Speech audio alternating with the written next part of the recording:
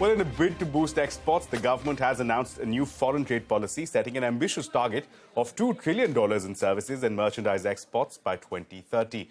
For context, the Commerce Minister Piyush Goyal has projected India's exports in FY23 to touch $750 billion.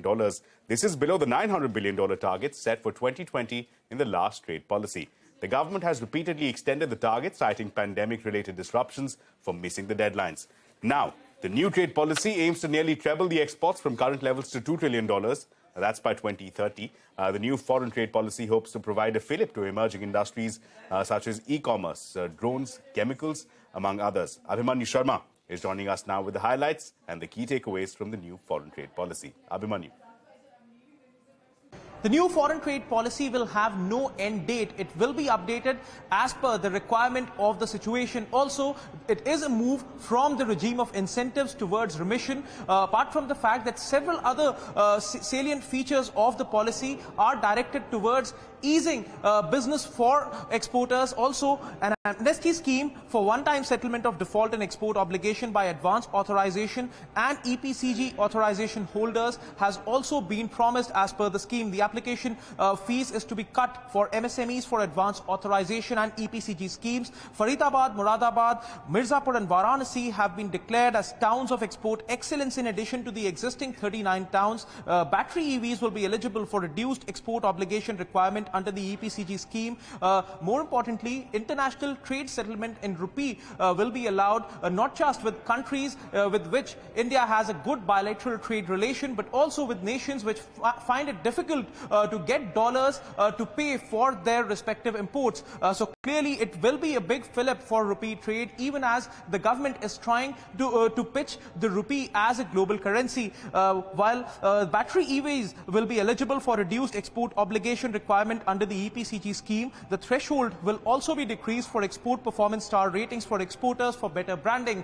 Clearly, exporters for now have been welcoming this new policy, though many exporters have said, FIO has told CNBC-TV18 that they do want some extension to the old policy, since they do not want several exporters to face losses due to a sudden change in policy, and they want some degree of interim extension to the old policy to ensure that there is no break in business for various exporters. इस वर्ष 750 तो पार हुआ, शायद 760 भी पार होगा, यानी 13-14% growth aggregate में. किसको ऐसा न लगे कि हमने कुछ छुपाने की कोशिश की है, तो ये भी कह दूं कि गुड्स में भी अच्छा ग्रोथ है. $1 ट्रिलियन गुड्स और $1 ट्रिलियन एक्सपोर्ट्स हम 2030 तक करेंगे. याद है ना? ये तो कोई भूलना नहीं भाई कभी भी.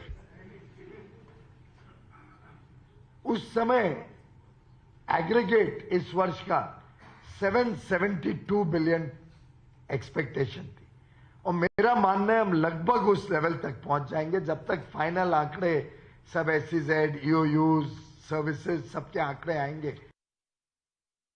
This policy has been made like this, that slowly we have to come out of the incentive and the subsidy regime. That slowly we are graduating. Our MSMEs are graduating on that. Now government is going to give only the remission of the duties and taxes, and that should be the order of the day. So if that happens properly and seamlessly, I think the business is bound to grow now. Ways and measures in which e-commerce export can be facilitated, those have been provided for in the foreign trade policy. As on date, we have announced that consignment-based cap of 5 lakh for courier-based e-commerce is going to be increased to 10 lakhs.